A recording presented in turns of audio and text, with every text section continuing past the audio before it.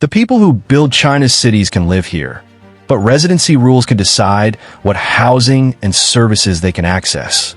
It can affect access to housing programs and public services in Chinese cities, especially for migrants without local hukou. Every person in China is registered to a specific place of birth. That registration is called a hukou. If you're born in a rural area, your hukou ties you to that area, even if you move to a major city for work. Without a local urban hukou, you're officially treated as an outsider in the very city where you live and work. China has more than 300 million migrant workers. About 180 million leave their hometowns to work elsewhere. Remember those empty apartments from our last video? Here's the twist. Having a job in a city doesn't automatically give every migrant the same housing rights as a local resident.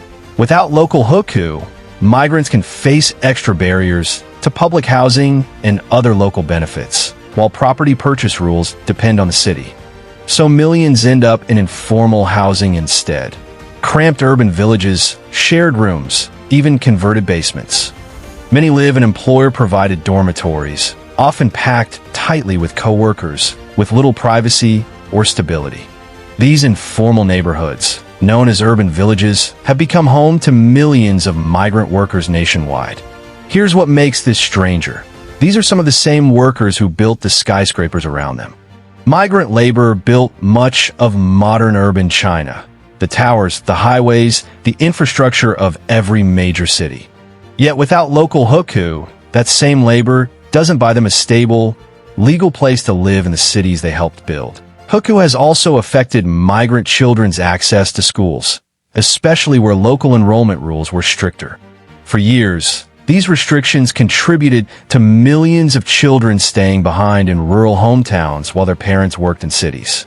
Even skilled, educated migrants face this. A university degree doesn't automatically transfer local hukou rights. So why does this system still exist? The answer says a lot about how Chinese cities actually grew. The hukou system dates back to the 1950s, originally designed to control population movement between rural and urban areas. It helped local governments manage limited housing, schools, and services by controlling exactly who counted as a resident. Cities have often competed for skilled workers, offering easier hukou pathways and other incentives, while lower-income migrants have faced more barriers. This has created a quiet but significant divide, two classes of residents living in the same cities under different rules. But now, China is trying to change the rules, and housing is at the center of that reform.